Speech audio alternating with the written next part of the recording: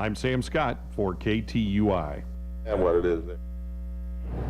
Go, 34. Hey, good morning and welcome back. Here we are live at the White Mule Winery on the high plains of Gasconade County. A little a little cloudy out there this morning, and we are at the end of a snowstorm. Not a big one, but by gosh, it's out there, isn't it, this morning, Grace? You know, Yes, it is. A skiff on the ground, maybe a tenth or two, but enough to get our attention and enough to be a little bit careful on how you're driving and what you're doing here this morning. So great to have you aboard here on KTUI 1560 AM, 94.1 FM, or possibly you're watching live on Facebook. My guest this morning, who've I've been actually, a great advocate for Lynn State, and I'm going to call it wrong. Dr. Sean Strong, because I got to put Lynn in there somewhere, and it's only state tech, right? Correct. Because after you become a state institution, they don't want you necessarily to identify with just that local town. But Dr. Sean Strong, it is a pleasure to have you here this morning. My audience knows that I have been a supporter and worked from the onset with Dr. Claycom, that was there. I was in the legislature when the state took it over and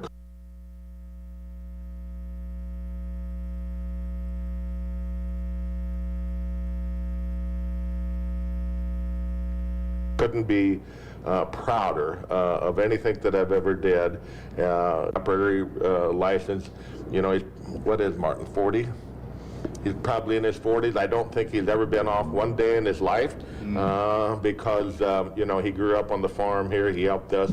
He just loves heavy equipment, and he's had great mentors at State Tech, and he just did a wonderful job. So it is good to have you. And one other thing before we start, because we're going to talk about a lot of things, Dr. Strong, but in my assessment, probably it's an honor to have you, because probably not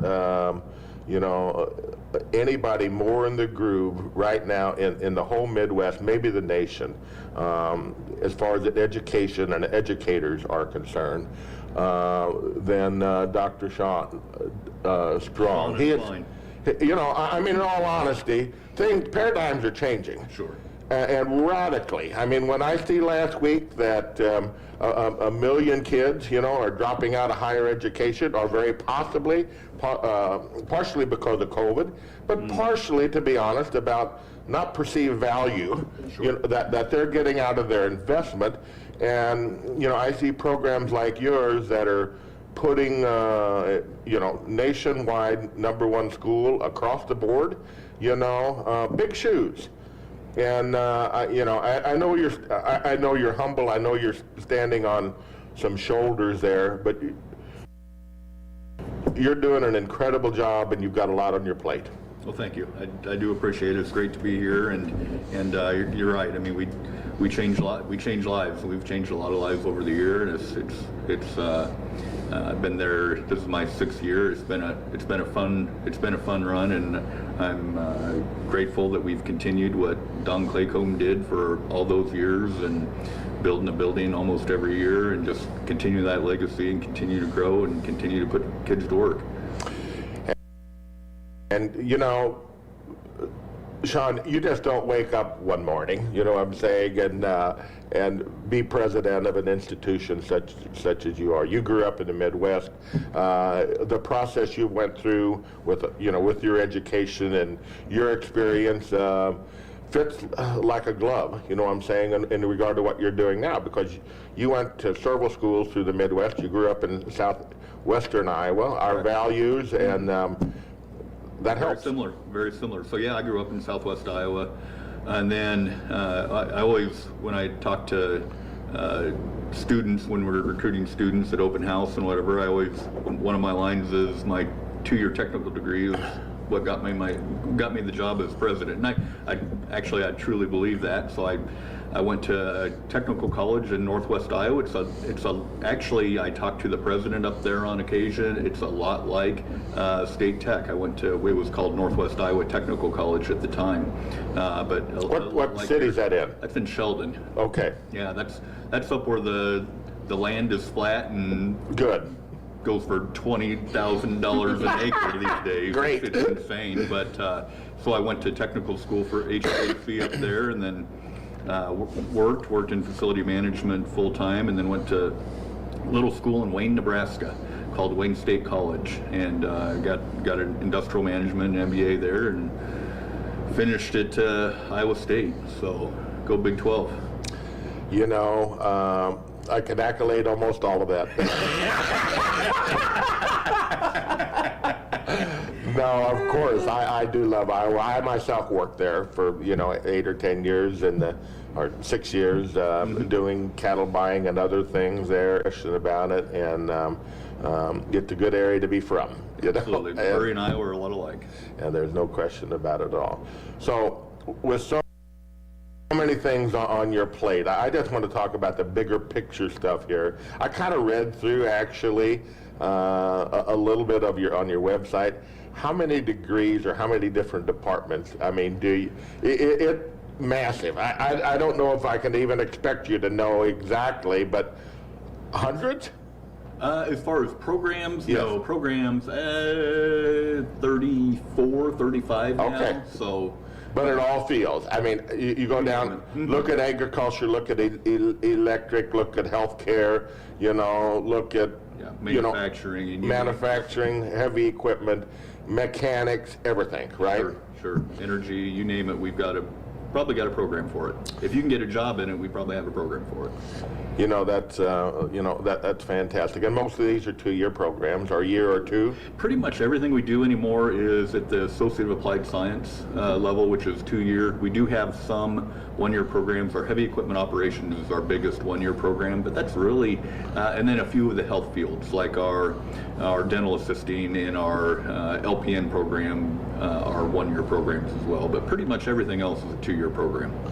So there happened to be sitting right here at this table Friday night, like I think 8 or 10 of them got around this table, boys from State Tech, and I had to talk with them because they had all of their Oh, yeah? stuff on, all from around the state of Missouri. One of the boys was from Bell, Okay. but I had a marvelous time talking with them, and of course, I asked them questions, you know what I'm Sure. saying, in regard to what they were studying and what they were doing, but nothing but praise for your school, several different fields there.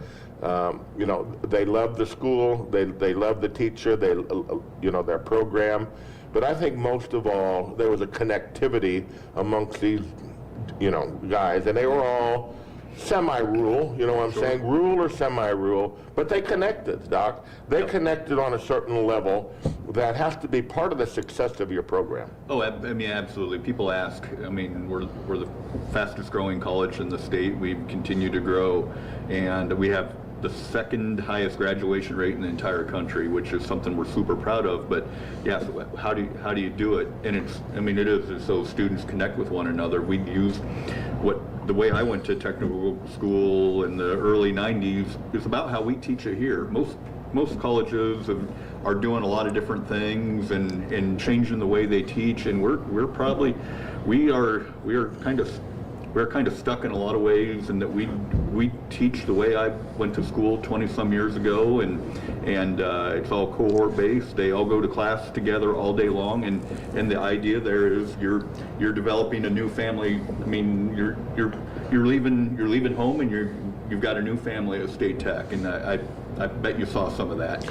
I absolutely, on the onset, I absolutely seen it, and they're, just their discussions between them, they had grown close, obviously, and what a key to success that I don't think that, you want coffee? I don't think, in fact, that, that boy Mizzou, as you met, and one went to Lindenwood, and Gracie went, to East Central, and then finished her degree there in business. But I don't think you see the togetherness, you know what I'm saying, as you do when you're socializing, and I think that has an impact on the kids' performance. Yeah, If you know what I'm saying. Sure. Yeah, and so one thing we also tried to do at State Tech is, what we're really trying to do is we're trying to create a 4-year experience on a 2-year campus. So if you look at a lot of things we do there, from intramural sports, the activity center there, to that cohort model, and most of our students live in Lynn versus most community colleges or most 2-year schools. The students are either part-time or they live in the area, that type of thing. Most of our students are Right there. They're living in Lynn. I mean, they're part of the community. You drive through it, you can tell. I mean, the number of apartments, but I think I read, maybe it was in the UD, or maybe you told me, 2,000 students now are right at it? We just broke 2,000, so we've grown, I believe it's about 65% over the last 5 years. So we're adding, on average, about 150 students every year for the last 5 or 6 years. That's amazing. It's a lot to keep up with. And your instructors, I mean, I know a lot of them, or some of them. Mm-hmm. I don't know them all, but most of these are, local, semi-local, people that have experienced life as it is. They have, worked at John Deere, what I'm saying, worked at, in heavy equipment, whatever, but they are practical. They have a lot of practical knowledge and apparently they can communicate well with the kids with that kind of criteria. Absolutely. I mean, we hire for, most schools are going to hire for degrees. We're going to hire for experience. So if you're going to, deliver that information to students, we want you to have been there and done that, and deliver both the theoretical side of it, but also definitely the application side as well. Businesses that I've talked with, and that's a whole multitude. Electric programs. I know you do line electric, kind of thing, but all different kinds. They love your program. Every one of them, will hire Lynn Tech students without any questions asked. And that's the real key, isn't it? It is. The placement? Yeah. Oh yeah, it's actually, we have 99% placement. I think we had 7 students last spring that didn't get a job, and that was their choice. They were playing video games in basements or something like that. They didn't want to work. But if a student graduates from State Tech, they're going to get a job. Actually, we sat around, it was probably 4 years ago, we were sitting around trying to figure out our branding. It was back when we were in the very beginning. We were trying to figure out how to grow the institution. We were trying to figure out, you go through all the marketing and you talk about taglines and everything else, and it was our advisory council that came up with it. They said, you guys are you're the employer's choice. And so that's stuck, and we talk about every day, what does it mean to be the employer's choice, and we had a group come in from the lake here a few weeks ago talking to Shannon Groos, and the gentleman asked, who's your competition? And said, well, named a couple of schools I won't say, and the guy looking at it said, that's not really your competition. And said, well, how about this school? And said, that's not your competition. And she said, you're right. We're our own competition. We're, as far as 2-year schools, we're as good as it gets. And it's fun to be in that position, but also recognizing once you're in first place, it's hard to stay in first place. So you've got to keep improving all the time. It's continuous improvement. And it's not only me saying that. Forbes magazine, came out a year or so ago and said, #1 school in the nation, bar none. This is Yale, Harvard, and everything else that you're there. When you look at the numbers and you see what you did and what you continue to do, that is a huge statement, and you've got to be overwhelmed, with the opportunities that lay before you and the decisions, on how you how you maintain the growth, but you got the core there. Because when you told me that you're still doing things in the tech field as you were taught, Sure. that's it. Yeah. That's hands-on stuff. You know what I'm saying? That is one-on-one mentoring and teaching them, how to do that at that particular level. It's not theoretical. Mm-hmm. It's things that have worked for. Sure, forever. Yeah, and so, I mean, when this whole COVID started, we did what everybody else did because we were all scared, and we did the remote learning thing for probably 4 or 6 weeks, and we did that and said we're never going to do it again. It's like I'd say we've not put one class online because of COVID. We didn't wear masks. We haven't worn masks since graduation a year ago, and we're seeing a surge, but we know there's no substitute for what we do. I mean, you can't teach it online, you can't teach it remotely, so we're staying the course, and things are working out really well for us. Well, and that's, great to know, because that's the real world. You know what I'm saying? I mean, we know enough. Even though we lose somebody, in our collective communities all the time with COVID, but there is a lot of tools to work with at this juncture. You know what I'm saying? That we have to use and do everything we can to avoid it, but we can't stop life. We can't stop living, and I just can't imagine a kid, getting out of high school, okay, and having this vision of what they want to do and how they want to do it, and then for 2 years, because of COVID, all of those dreams, I mean, not becoming a reality to them, changing that particular thing, it changes lives, and a lot of times not for the better. Yep, I'm not going to argue with that, and we're pretty proud of how we've responded. I mean, we've not let that impact what we do best. So that's been really good. It's not been bad for us. What does your regard to, the bigger picture, when we look at, the 4-year, 8-year, the big institutions, definitely COVID had, an impact on them. But when I just talk to people in here, not a real positive feedback on, I mean, don't misunderstand me. The 4-year institutions and those people that are headed and know where they're headed in a professional realm, we gotta have them, and we need those individuals terribly bad. I mean, doctors and engineers and I almost said lawyers, but but and those people in finance and the MBAs, and we absolutely gotta have that.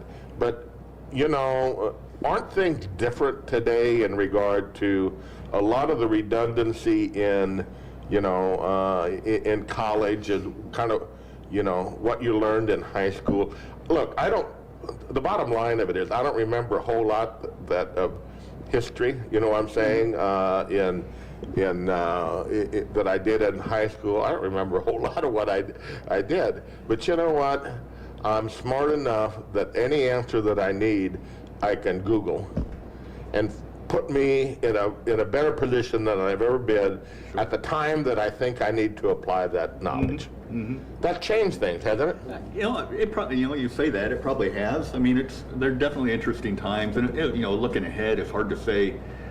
I mean, education, there's kind of a pendulum there. I mean, we swing back and forth. I mean, the 4-year degree is the only way to go to where we are right now, which is, I'll give the governor a lot of credit for it. I mean, he's talked about workforce for forever. I mean, it's always been about workforce and skilled trades, and so he's been a great advocate and been very supportive of what we do at State Tech. But also, enough people like him are talking about the micros of the world that are talking about workforce, that the pendulum's definitely swung back in our favor. So I think it'll stay there quite a while. I mean, I think it really comes down to value proposition.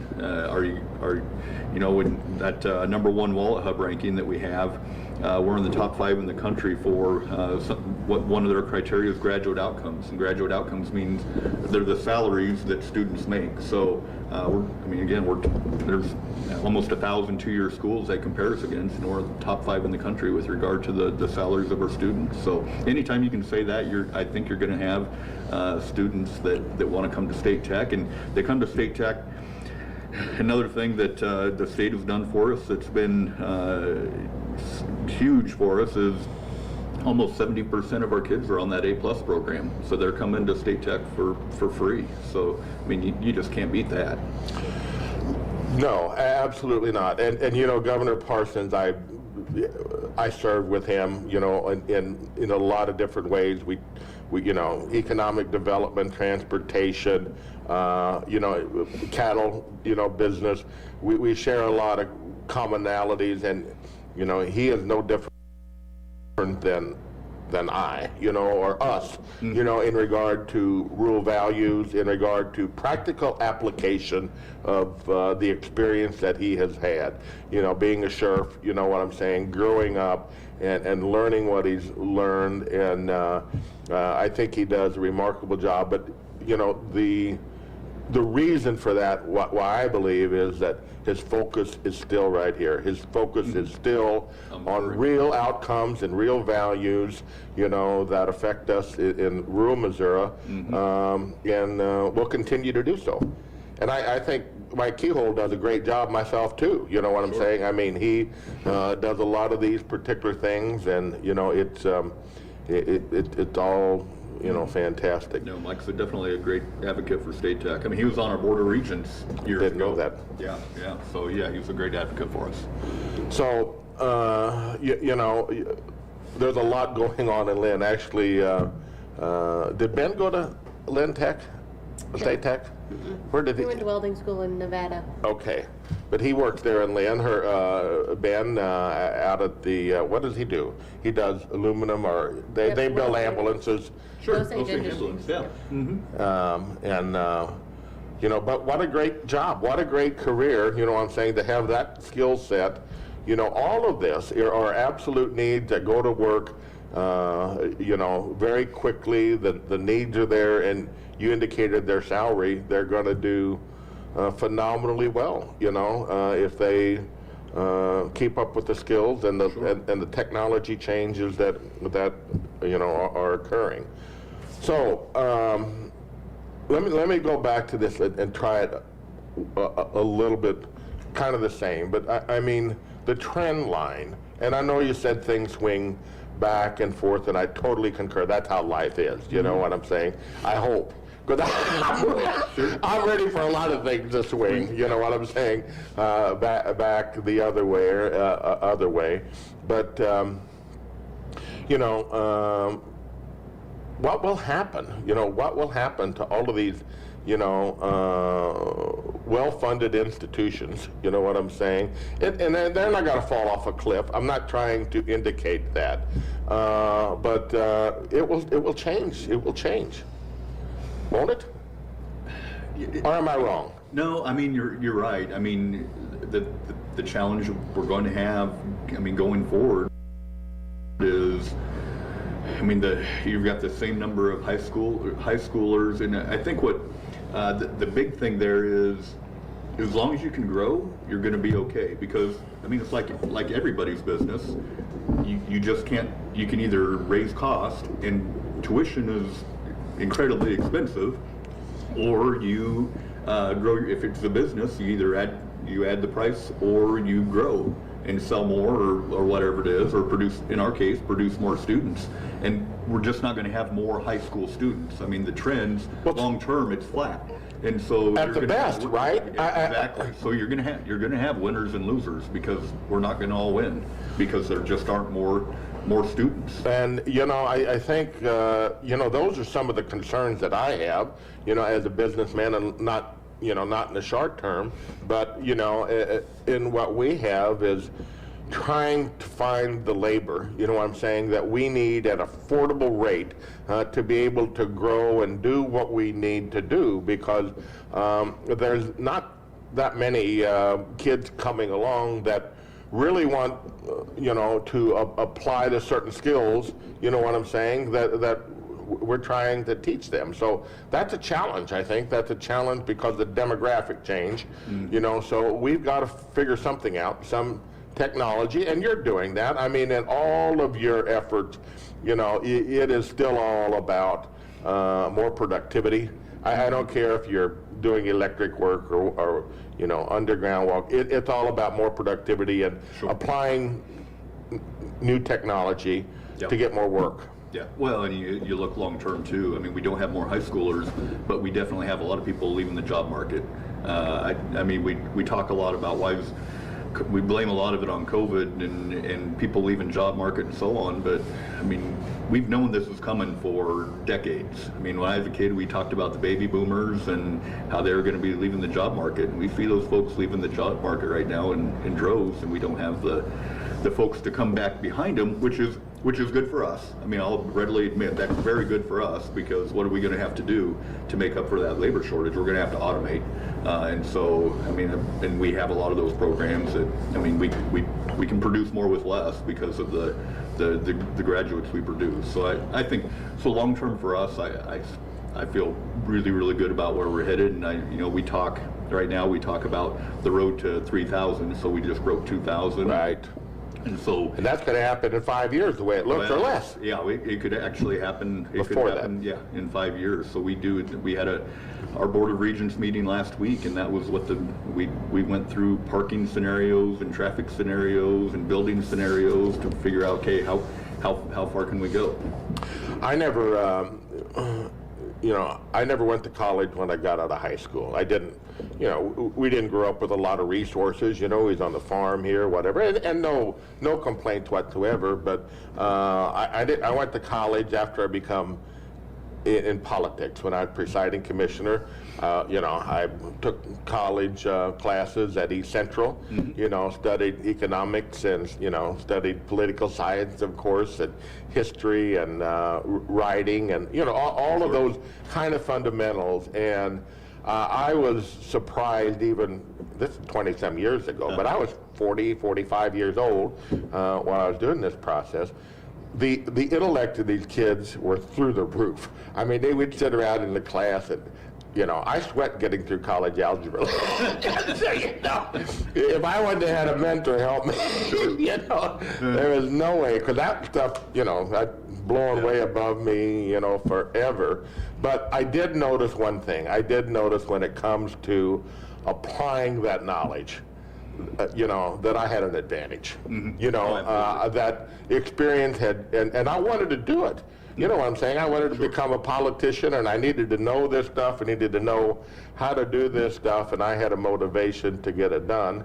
And how many older adult students do you teach? Do you have anything for that? Or very few. The community college are situated a lot better to do that than we are. So we really, I mean, we focus on one. I mean, we know who our target is, so we're not trying to be something we're not. So we focus on a student that can basically drop everything and become a student for 2 years. Right.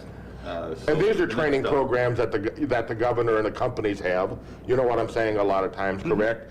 To be able to, teach older students and retrain them to do whatever. That's their bailiwick, correct? Yeah, the governor, in the last 2 years, they've started the fast track program, which is for adults going back to school. It's a great program, but we have very few students take advantage of that program. But for the state of Missouri, it's a great program. But most all of our students are traditional age right out of high school.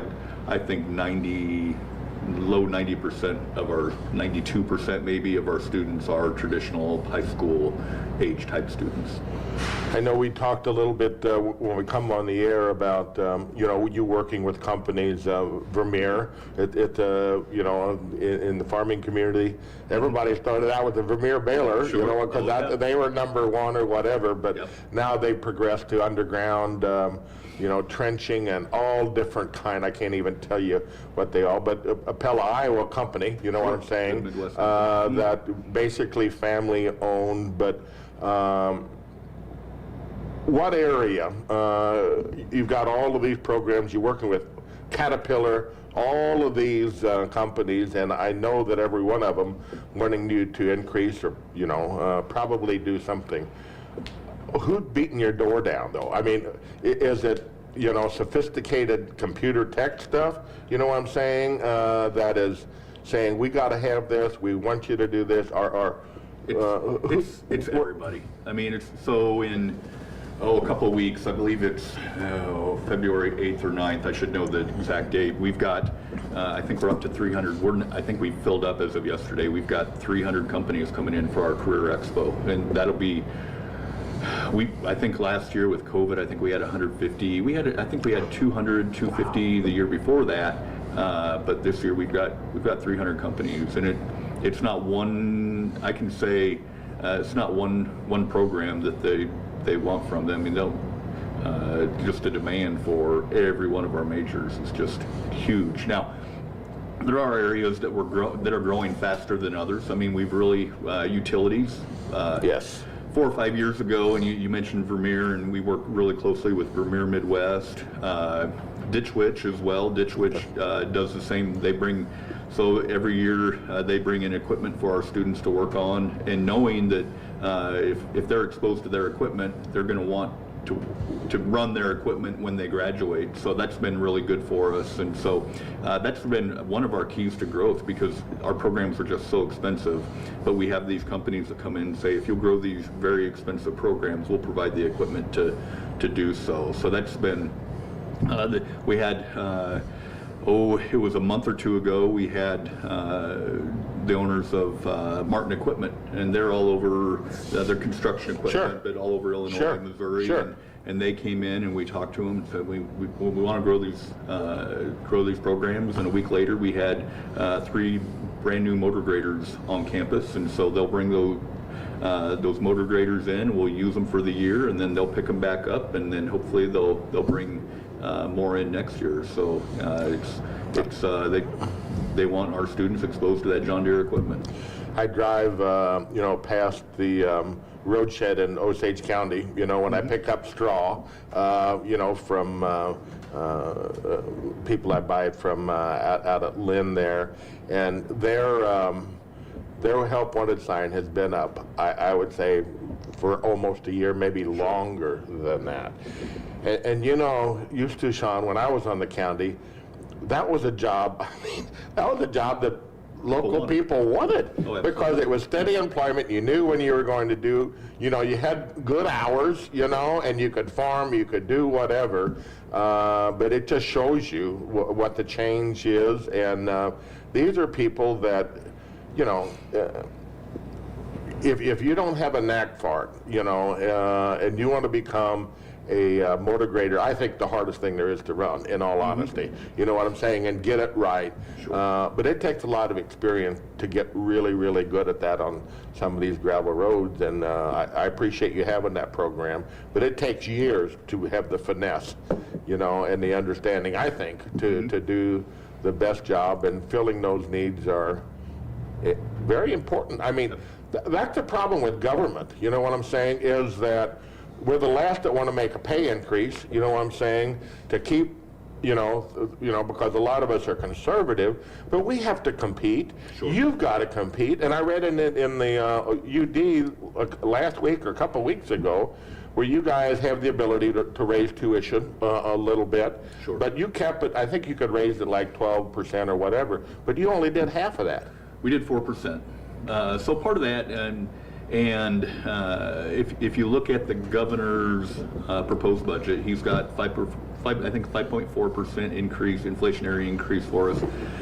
But the bigger deal is we've got a transformational project in there that is $20 million state money, and he wants us to match that with $20 million of local money. So that has the potential to be a $40 million project. And we've talked to his office, and they would really like to see us keep, if we're going to get that kind of influx of money from the state, they'd love to see us keep tuition as low as we can. So we've kind of had that agreement, and so we've kind of stuck to it. And we could have raised tuition more than double what we did, but we kept it at 4%.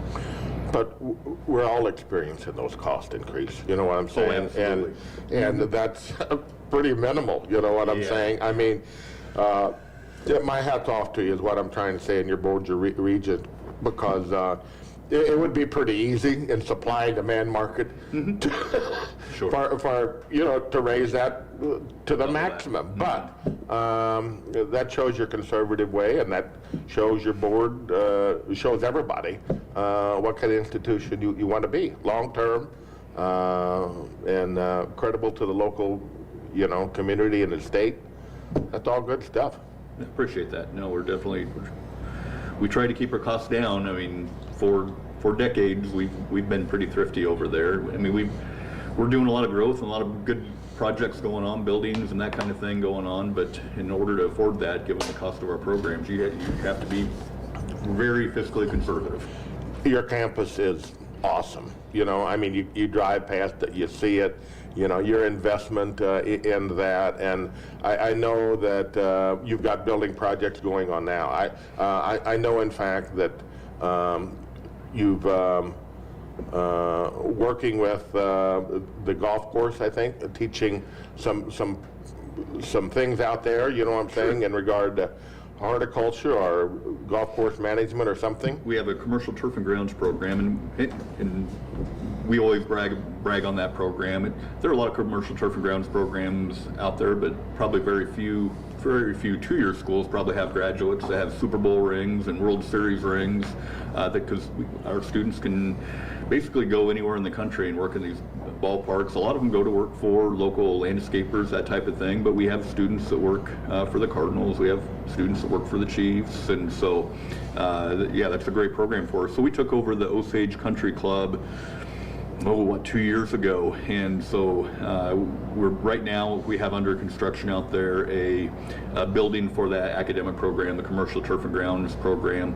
On the back side of it, we have a driving range that'll go in. So the driving range, we've had students out there working on the driving range, putting all the contours in, so it's not just your standard flat driving range. It's got raised greens and out at 300 yards, a big dirt backstop.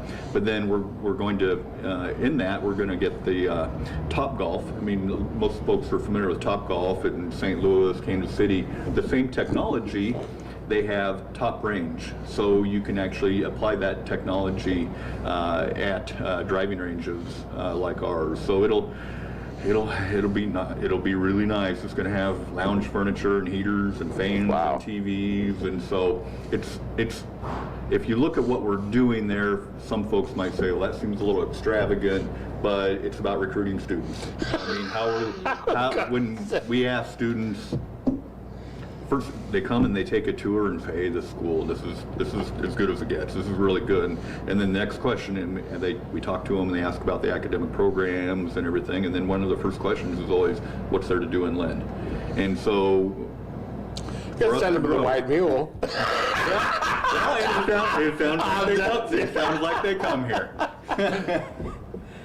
No, but it's kind of self-fulfilling. You know what I'm saying? The way your model is and the way your thinking is, you have to create this opportunity, and you're teaching, but they're having fun with it. I mean, you're going to be able to fill that driving range, you know, with 2,000, you know, Sure. growing.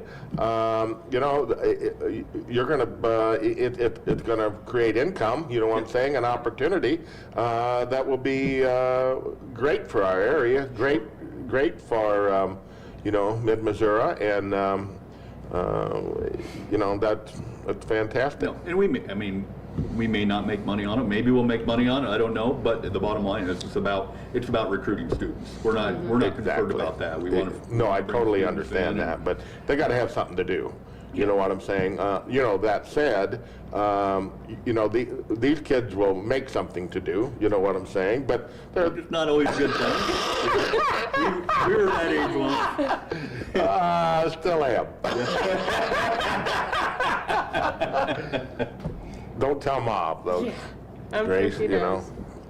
does. So, hey, we're talking this morning with Dr. Sean Strong, president of State Tech at Lynn, and just having a great time here talking about the future with him and what's going on. Just a tremendous economic growth, and we're going to talk about a little bit more than that, the growth of the community, when we come back here. But we're going to take a break here on KTUI 1560 AM 94.1 FM, our Facebook Live, and let Gracie tell us what else is going on in our neck of the woods here this weekend. Alrighty, the Owensville Moose Lodge is having a barbecue Saturday, January 29th, starting at 11 a.m. They will have pork steaks, chicken or sausage with potato salad, slaw, and baked beans. Carryouts are available. Plates are $8 and sandwiches are $5. Another one for the Owensville Moose Lodge. They're having a breakfast Sunday, January 30th from 9 to 11 a.m. They will be serving sausage, bacon, eggs, potatoes, and biscuits and gravy for $7, and that's at the Owensville Moose Lodge in Owensville. They have lots of... They do, and they help the going community on. in every way, and, somebody just told me their benefit last week. I don't even remember who it was, but they raised like $9,000 for that benefit. I think Hal Hinksenberg yes. is who it was, and that's absolutely awesome. They're a great part of the community, and they continue to do good work. Yes, they do. This Friday at the White Mule, we will be serving steak, shrimp, beef kebabs, and pork chop from 5 until 8:30. Saturday, we will have pizza, wings, and hamburgers starting at noon, and then our steaks after 5 o'clock. And then Sunday is all you can eat, pan-fried chicken and roast beef from 11 until 3:30. We have Okay. Valentine's Day coming up. We do. So we make got, your We reservations got reservations made. We got openings in every date. We are getting full for Saturday, but every other date is So we're going to do Friday night, and Sunday. you're making your special desserts. I can try. We'll get Mom to help. I don't know if they want mine. So we're going to do Friday night and Saturday night. Saturday night, and then Sunday during the day, right? And then Monday evening as And well. then Monday evening. Okay. Well, make plans now for your Valentine's weekend. Don't forget your honeys, and we'll do our best to take care of them here at the White Mule if you so choose us, won't we? Yes, we will. Okay. Thank you, Grace. Maybe a little bit more of that. Warm that up a little bit. So, Dr. Sean, we've talked about a lot of things, but I don't think that we've talked about one of the favorite things of mine that Lynn has done for our community and their community is to raise the economic benefit for all of us in our area of rural Missouri. Liking economics, not knowing much about it, but liking that. I don't know exactly what your budget is, but all I know is that you have created an institution there that is paying dividends for everybody in our area, not only for what they do out amongst our area, but you've grown the economic model in Lynn and surrounding communities tremendously, and that's just an added asset. You know what I'm saying? A tremendous added asset. No, take a look at our budget. Our budget's about $28 million. We employ, I used to always say 184, but I think we're probably 230 now, maybe. So with our added students, we're definitely growing. But we've made a conscious decision. If you look at of all the students, the 800 students we've added, there's been hundreds upon hundreds of beds added to the Lynn community. We made the decision to give back to the community by not building dorms, and we have 145 beds on campus, but we've made the decision, sure, we could make money on housing on campus, but we'd rather let the community prosper for our good fortune, our work, and to give back to the community. So that, and you drive through Lynn, and I think everybody's doing well. If you look at Casper's 66 there, they've remodeled. Absolutely. And new gas station. Bank is, adding on and doing that. And, John Kleba Sr., okay, I don't know if you ever met him. No. But, and you know his sons, Sure. John's, I think one of them probably serves on your board. I know he John has does. been president for a long time. Yeah. But I hope you don't mind me telling this, but I've told it before on the radio, about Lynn State. But when I was running for office, this had been 20 years ago, we were just in his office and talking back and forth, and I said, Mr. Kleba, have you ever made, what's the biggest mistake you ever made in your life, and what did you learn from that? And he thought a little bit, not very long. He said, Lynn Tech. And I said, what? He said, when they visioned Lynn Tech to me, I couldn't see any opportunity here for our community. I couldn't see any opportunity here for our town, and I missed it totally. And he said, I'm glad that I bought into the thing at last, but he said, I totally erred in what they could do and what they have did for our community, and thus fold. Sure, and I think a lot of, I've heard some of the stories about Thurman Willett and his vision, and I think he burned some bridges back in the day with the essentially in the basement of the high school there, and you hear stories about Quonset huts and leaking roofs, and you hear stories about faculty that couldn't get paid and that type of thing. So when you think about that, it would be very easy to see. You would think that this is not going anywhere. I mean, I can't even imagine what they went through in those early days when they had 50, 60, 70 students to where they are now. I mean, it's a great story. It is a tremendous story, and I know.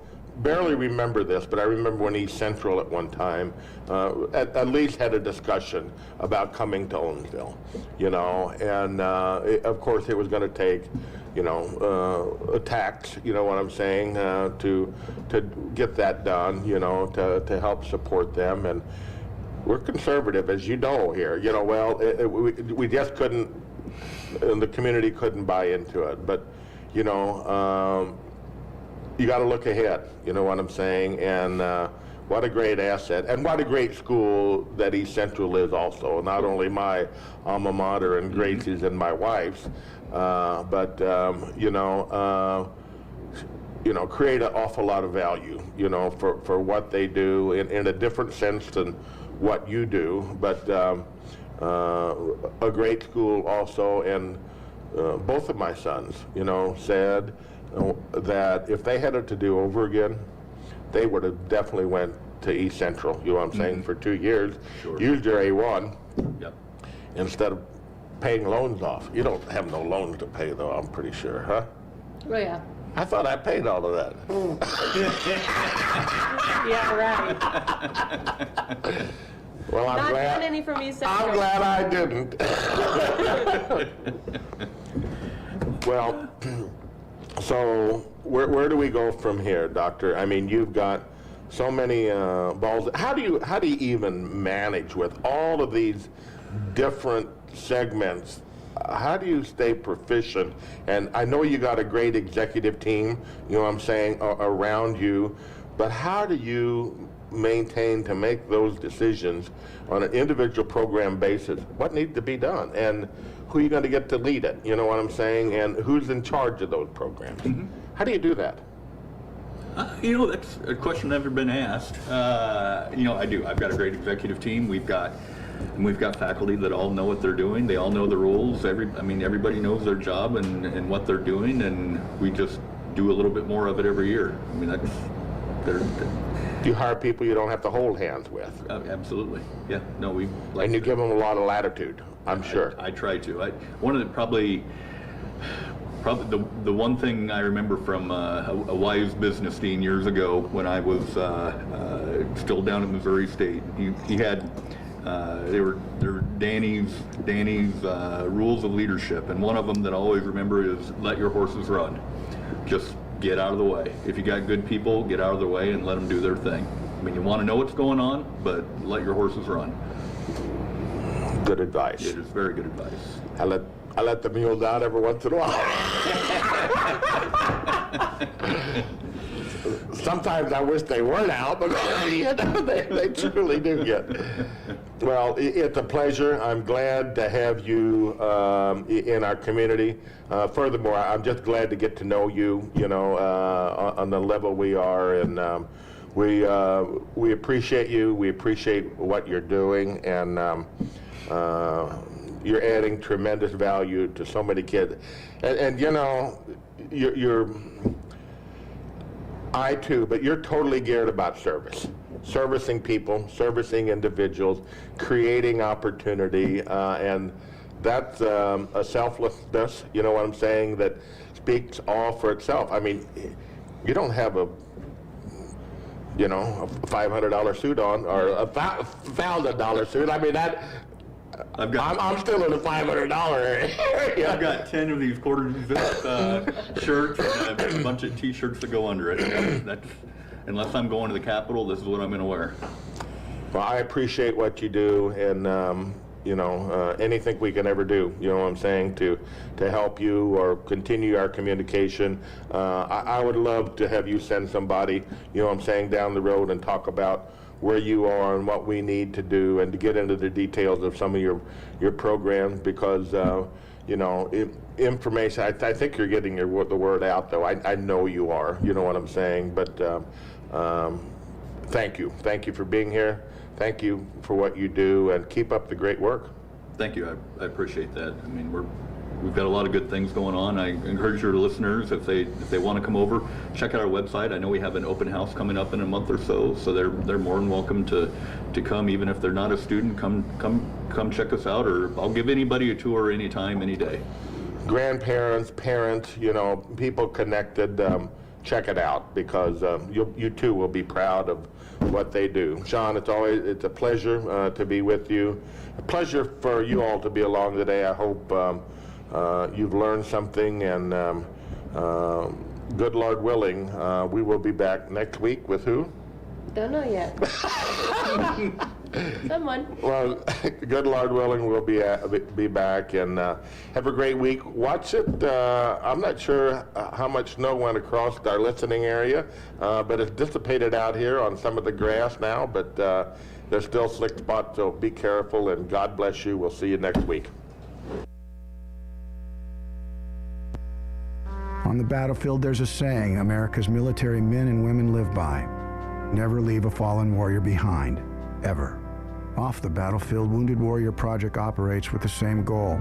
Wounded Warrior Project was created to help our men and women returning home with the